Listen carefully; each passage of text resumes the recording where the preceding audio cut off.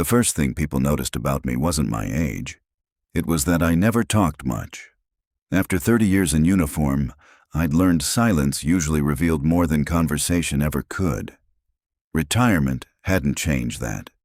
I'd traded deployments for a quiet job as a civilian weapons technician at Raven Mesa Precision Training Center, where I spent my days repairing rifles, inspecting optics, and teaching young soldiers to respect the equipment that might one day save their lives. Most assumed I was just another retired armorer. I never corrected them. That morning started like hundreds before it. The desert sun had barely cleared the mountains when I unlocked the maintenance shop. I brewed coffee, switched on the fluorescent lights, and began working through the stack of rifles waiting on my bench. Every weapon had its own story. A scratched receiver, worn sling, or damaged scope usually said more about a shooter than any performance report. Around mid-morning, Lieutenant Daniel Hayes stormed into the shop carrying a Barrett Model 82 sniper rifle. "This thing won't group worth a damn," he snapped. I set my screwdriver down and accepted the rifle without replying. Years of experience had taught me that the weapon was rarely the problem. The bore was clean, the optic was properly mounted, nothing rattled, nothing was loose. I checked the trigger pull, then examined the muzzle brake and bolt face. Finally, I asked the only question that mattered. "How many rounds have you fired?" "About 60. "Without cleaning the chamber?" He hesitated. "Maybe." I nodded. "There's your problem." His confidence faded. I spent the next 20 minutes stripping the rifle, cleaning carbon buildup from the chamber, checking headspace, and confirming the optics alignment. When I handed it back, I said quietly, "The rifle was fine." He forced a smile. "I guess we'll find out." "We will." Outside, preparations for the annual long-range inspection were underway. Senior officers from across the installation were arriving, including the base commander and a visiting 4-star general, Richard Holloway. Everyone seemed nervous. I wasn't. I'd met generals before. Most were just soldiers with more responsibility. Command Sergeant Major Thomas Briggs entered the shop. "You coming to the range?" "I've got work." "You've always got work," he smiled. "Come anyway." I finally agreed. The firing line overlooked nearly 2,000 yards of open desert. Targets shimmered in the heat while instructors checked wind flags and ballistic computers. General Holloway arrived surrounded by aides. He greeted commanders, inspected equipment, and watched several sniper teams demonstrate their skills. Then Lieutenant Hayes stepped onto the firing line. His first shot landed wide. The second wasn't much better. He blamed the rifle. "I told you this thing wasn't zeroed." Briggs looked toward me. "What do you think?" "It's not the rifle." Hayes heard me. "You think you can do better?" I looked at the Barrett. "I know the rifle can." Several soldiers laughed. To them, I was just the quiet civilian who repaired weapons. Hayes extended the rifle toward me. "Be my guest." I accepted it without emotion. Years earlier, moments like this had meant life or death. Now they were simply another day on the range. The Barrett felt exactly the way I remembered. Heavy, balanced, reliable. I checked the chamber, settled behind the rifle, and adjusted the stock until everything lined up naturally. The wind was light but changing. Mirage drifted left to right. Nothing unusual. I ignored the spectators behind me. A good shot begins long before the trigger breaks. Breathing. Natural point of aim. Trigger pressure. Everything else disappears. The rifle thundered. Even before the recoil settled, I knew where the round had landed. The spotter called it. "Center hit." Silence spread across the firing line. I cycled the bolt and fired again. Another center hit. A third shot followed, nearly touching the first two. Nobody spoke. Lieutenant Hayes stared through the spotting scope in disbelief. "That's impossible." "No," General Holloway answered before I could. "It isn't." I stood, cleared the rifle, and laid it on the bench. The demonstration was over. For me, not for everyone else. The general walked toward me slowly, studying my face as though searching his memory. When he stopped, His eyes dropped briefly to the small metal insignia clipped beneath my collar. His expression changed instantly. Not surprise. Recognition. "Where did you get that insignia?" he asked quietly. "It was issued to me." "You still wear it?" "I earned it." For several long seconds he said nothing. Then he spoke so quietly, only I could hear. "I thought they destroyed everyone." "They tried." He looked directly into my eyes. "What was your call sign?" I hadn't heard that question in years. "Reaper." His shoulders stiffened.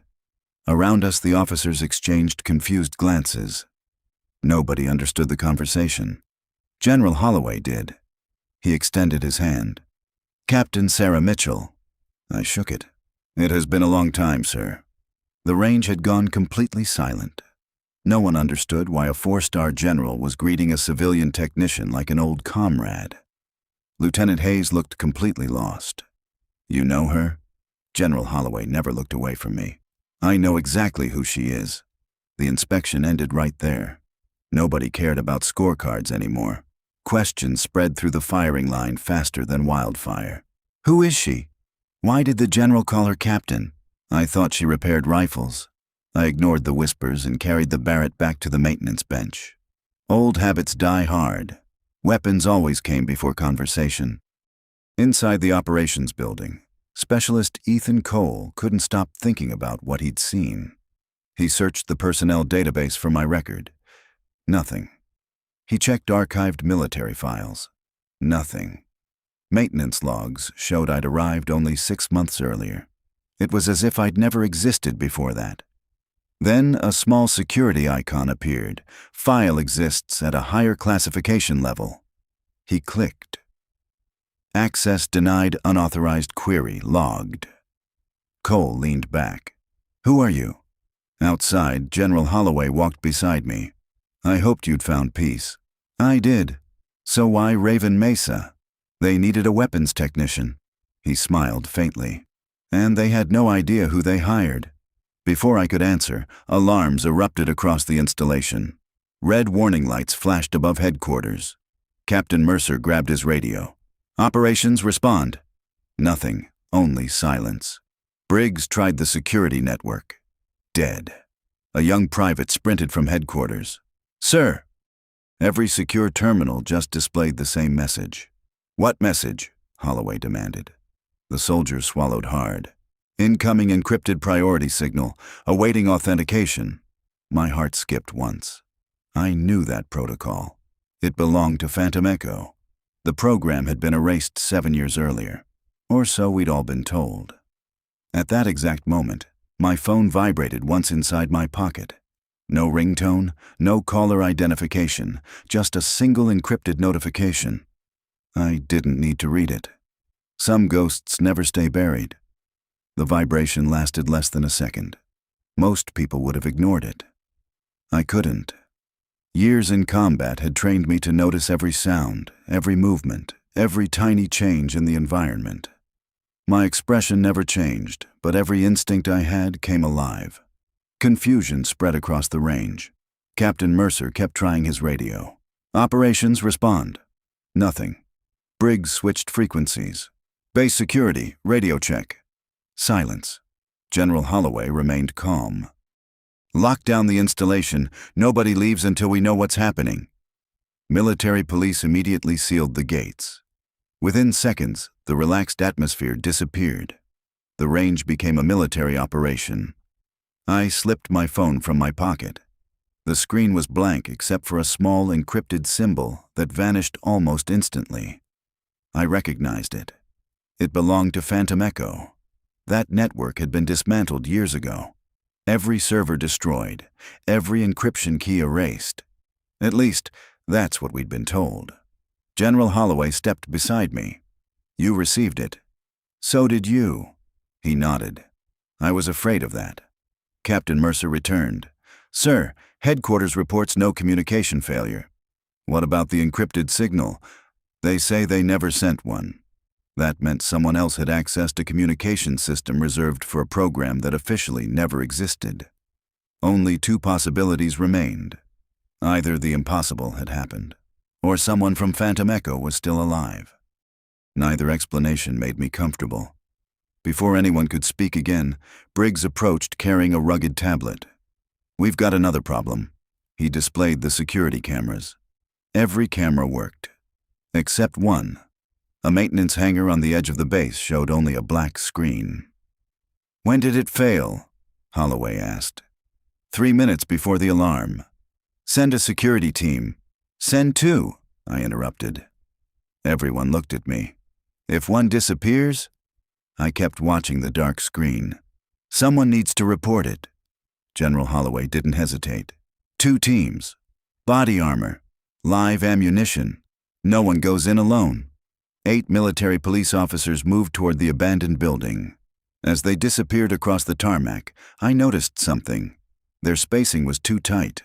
"Increase your intervals," I called. The lead sergeant hesitated until Briggs nodded. The formation spread out. "Much better." General Holloway looked at me. "You still see everything?" "I wish I didn't." 10 minutes later, the radio crackled. "We've reached the hangar." Another pause. "The lock's been cut." The team entered. Silence followed. Then the squad leader spoke again. "Sir." His voice sounded different. "You'd better come see this." The convoy reached the hangar in less than 5 minutes. Military police had already secured the perimeter. I climbed out before the vehicle stopped completely. Fresh metal shavings lay beneath the cut padlock. Someone had entered recently. Yet the sand around the entrance showed only one set of footprints. The security teams. I crouched beside the doorway. No approach tracks. Captain Mercer frowned. The wind covered them. I shook my head. If the wind erased footprints, I pointed beneath the overhang, it would have disturbed this dust too. It hadn't. Whoever entered the building knew exactly how to avoid leaving evidence. Inside, rows of forgotten maintenance equipment sat beneath faded canvas covers. Nothing looked disturbed. No broken windows, no discarded tools, no signs of a struggle. At the rear of the building stood a small office. A black equipment case rested perfectly centered on the desk. No dust, no fingerprints. Captain Mercer reached toward it. "Wait." He froze. I circled the desk, checking every angle. No wires, no pressure plates, no explosive residue. Only then did I release the latches. Inside lay 3 objects: a worn leather notebook, a polished brass cartridge case, a folded piece of paper. General Holloway stared at the cartridge. "I remember those." Captain Mercer looked confused. "It's just a spent casing." "No." The general picked it up carefully. Every Phantom Echo operator carried one, in case they were never identified. Nobody spoke. I unfolded the paper. 7 words. The last mission was never completed. I read it twice. General Holloway looked at me. "You were there." "I was." "You know what happened." "I know what we were told." Before anyone could continue, a military police officer rushed inside carrying a satellite beacon. "Sir, we found this outside." The communications specialist activated it. One message appeared. Signal authenticated, then another. One operator confirmed active. The room became silent. Captain Mercer looked around in disbelief. "But Phantom Echo doesn't exist." No one answered, because every one of us knew the same thing. If one operator had just authenticated the system, someone had reopened a chapter that should have stayed buried. The blinking message stayed on the screen. One operator confirmed active. Captain Mercer finally broke the silence. "There has to be a mistake." The communications specialist shook his head. "This isn't Army software." General Holloway recognized the interface immediately. Each Phantom Echo operator carried an emergency beacon. They didn't transmit location. They answered only one question. Mercer frowned. "What question?" "Is the operator alive?" Briggs slowly crossed his arms. "So someone answered." I studied the beacon. If another operator wanted to contact me, why hide? Why leave clues instead of simply speaking? Nothing about this felt random. A young lieutenant entered carrying a report. "We searched the entire hangar. No fingerprints. No DNA. No fibers. No surveillance. It's like whoever came here never existed. They existed, I said quietly. They just knew how not to leave evidence. Moments later, every radio inside the building went silent. No interference, no static, just dead air. General Holloway looked toward me. Jamming? Either that. I lowered my radio. Or someone wants us isolated. Briggs immediately ordered runners between every security team. Old-fashioned, effective. Then another surprise arrived. An intelligence officer carried in a sealed envelope. No return address. Only one word. Holloway. Inside was a photograph. It showed all of us standing on the firing line earlier that morning. The picture hadn't come from a security camera. It had been taken through a long-range lens from somewhere outside the base. Across the bottom, someone had handwritten a single sentence. You were expected. A cold feeling settled in my chest. Whoever was behind this understood surveillance, counter-surveillance, psychology. Most importantly, they understood me. General Holloway looked directly into my eyes. How many people could pull this off? I thought about every operator I'd ever trusted, every ghost whose name never appeared in any official record. Finally, I answered. If we're talking about ordinary soldiers, I paused. None. Then I looked back at the photograph. But if someone else survived Phantom Echo, I slipped the picture into my pocket. We're already several moves behind. Nobody spoke for several seconds. The message on the satellite beacon refused to change. One operator confirmed active. Captain Mercer looked from the beacon to me. You know what this means, don't you? I know what it shouldn't mean. General Holloway nodded. Phantom Echo was dissolved. Officially. I corrected him. Briggs unfolded a map of Raven Mesa across an old workbench. If someone is inside this installation, I want to know how. I traced a finger along the eastern perimeter. If I were planning this operation, I wouldn't use the gate. Mercer frowned. Then where? I pointed to an old drainage culvert beneath the perimeter fence. It connects to maintenance tunnels. Briggs called for the engineering blueprints. Minutes later, they arrived. The drainage line fed directly into a forgotten utility corridor. Captain Mercer stared at the drawing. I've been stationed here for 2 years. I've never seen this. Most people haven't. General Holloway folded his arms.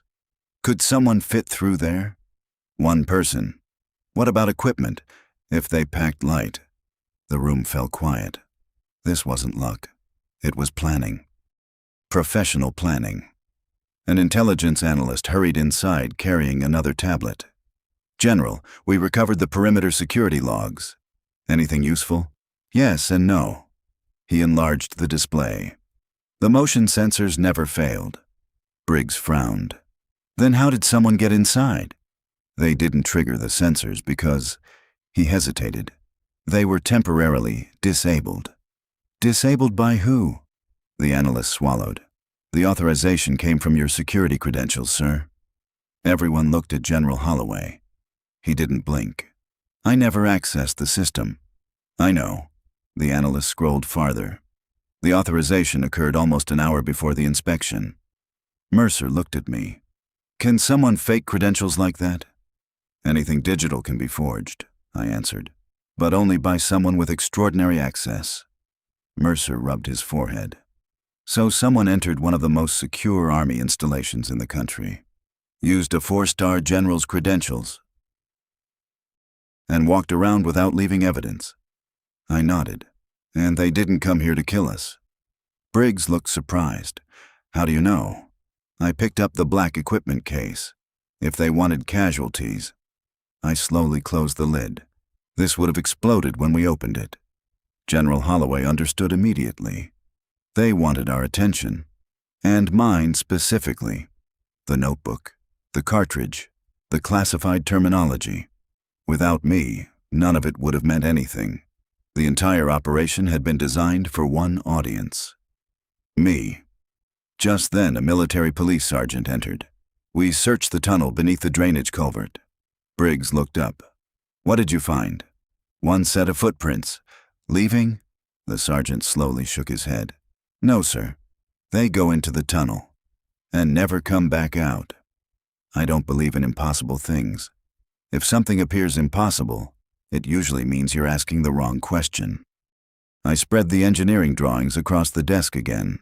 The footprints stopped beneath the old vehicle depot. Something about that location bothered me. Then I remembered. I looked toward General Holloway. What stood here before Raven Mesa? His expression changed.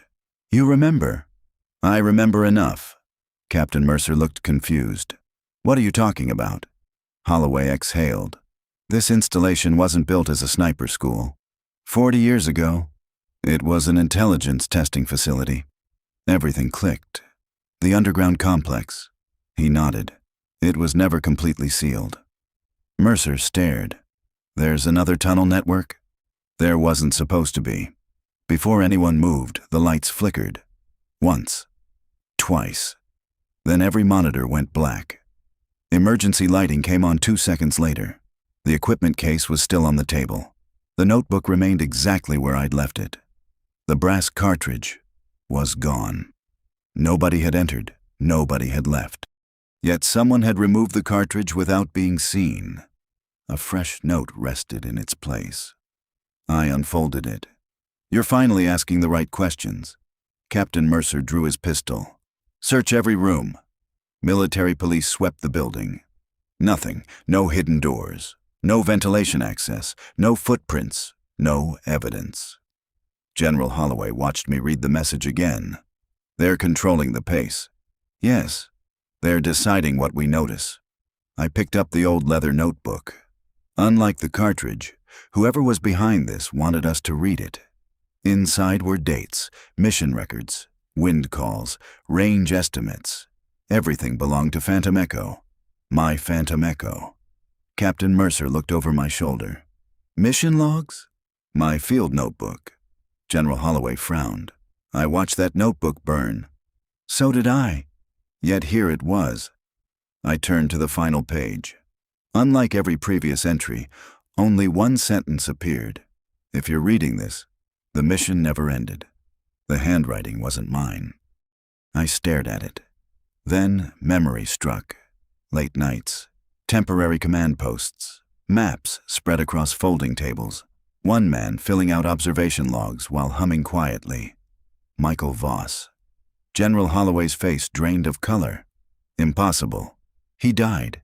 I read the report. So did I. The general looked away.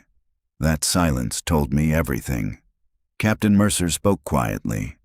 Who was Michael Voss? I answered without hesitation. The best reconnaissance operator I ever worked with. Before anyone could ask another question, a corporal rushed into the room. We found another access hatch. Where? Beneath the vehicle depot. General Holloway looked at me. If Voss is alive... He never finished the sentence. He didn't need to. If Michael Voss had survived, then someone had spent 7 years preparing for my return. The vehicle depot sat on the far edge of Raven Mesa, separated from the main training area by cracked concrete and rows of rusting maintenance vehicles. Most soldiers drove past it without a second glance. I didn't. Places everyone ignores are usually the best places to hide. Military police had already secured the building when we arrived. Yellow tape surrounded a section of the floor where mechanics had uncovered a steel hatch beneath an old maintenance platform. General Holloway looked down at the opening. I ordered these tunnels sealed decades ago. I knelt beside the exposed concrete. The seal was cut recently. Briggs crouched beside me.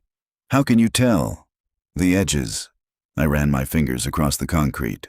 No weathering. No settling dust. Fresh saw marks. Whoever opened the hatch hadn't searched for it. They already knew exactly where it was. An explosive ordnance technician spent nearly 20 minutes inspecting the entrance. No explosives. No tripwires. No pressure plates. Captain Mercer exhaled. So we go down. I shook my head. Not with 8 people. Everyone looked at me. 4. Mercer frowned. Oh, we have enough security.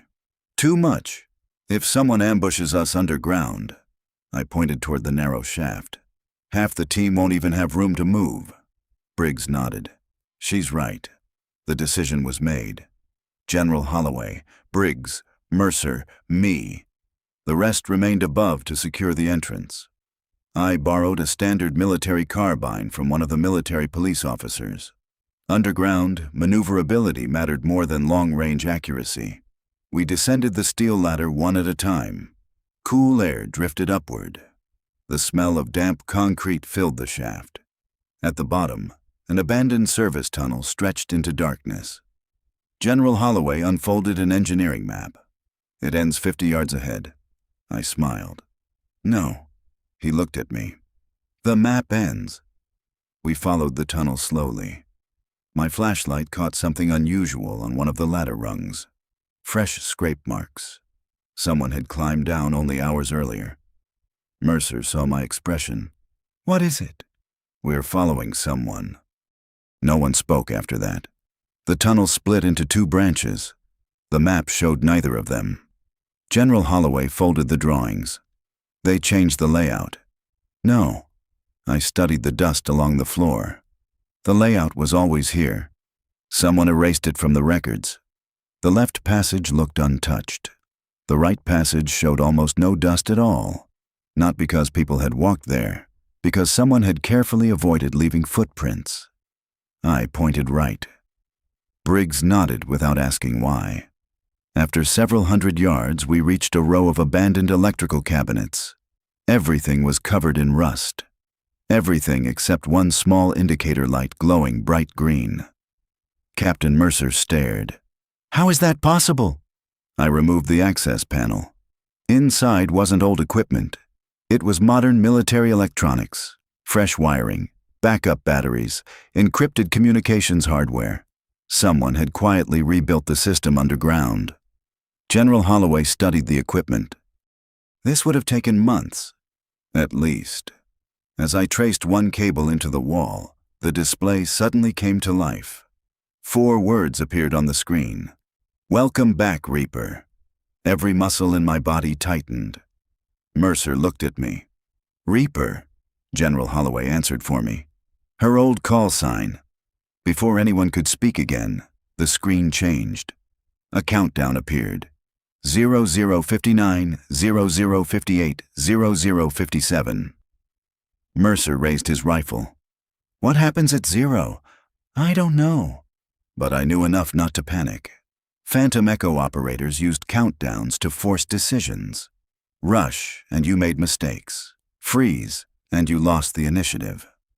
I searched the floor instead of watching the timer. A faint metal scrape led to a ventilation grate. One screw had been replaced recently. I removed it carefully.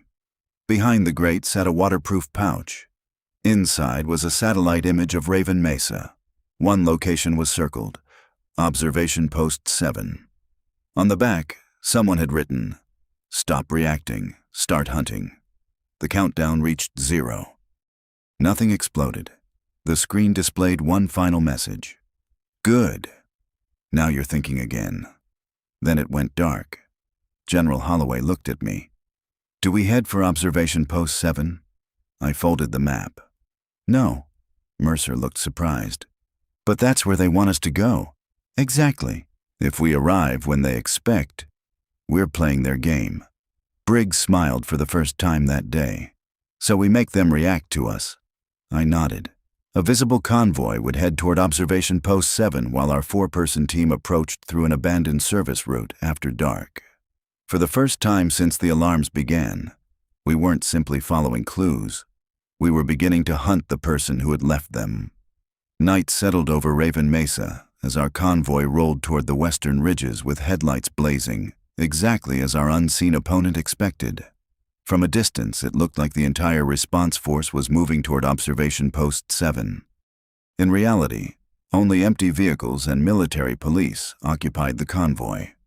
The real team, General Holloway, Briggs, Mercer, and I, moved quietly through an abandoned utility corridor that surfaced nearly a mile south of the observation bunker. The desert was silent. No engines, no radios, only boots against sand. We reached the ridge shortly before midnight. The bunker entrance was hidden beneath broken rock and old camouflage netting that should have rotted away years earlier. Someone had maintained it. Inside, emergency lights glowed faintly. Fresh coffee still steamed from a metal mug resting beside a tactical map. Whoever had been here had left only minutes before. Mercer swept the room. Clear. I walked to the operations table. The map showed Raven Mesa, the underground tunnel network, and one location circled repeatedly in red. Not Observation Post 7, headquarters. Specifically, a chamber buried beneath the command building. General Holloway frowned. So this place was never the destination. It was another clue. Tucked beneath the map was a recent photograph.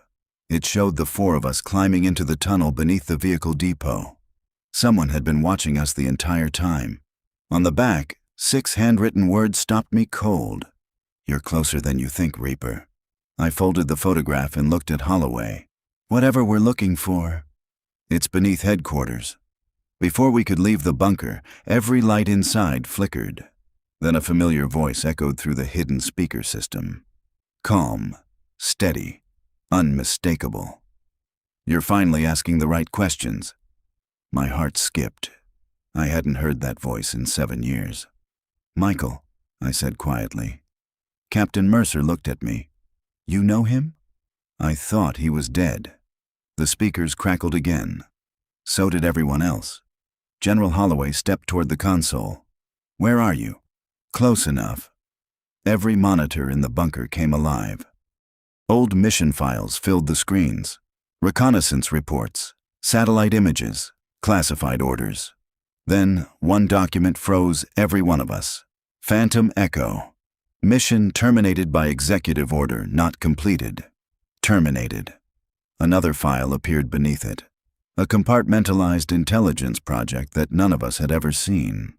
Black Harbor. Michael's voice returned. Phantom Echo wasn't shut down because we failed. It was shut down because we found something we were never supposed to find. The room fell silent. Years of unanswered questions suddenly made sense. Every clue, every message, every tunnel, every risk had led us here. Michael continued. They're coming for these files. You have one chance to get the truth out. General Holloway looked at me. What do we do? I picked up the encrypted data drive lying beside the terminal. We finished the mission. That was the first time I'd said those words in 7 years. And for the first time since Phantom Echo disappeared, I believed we finally could.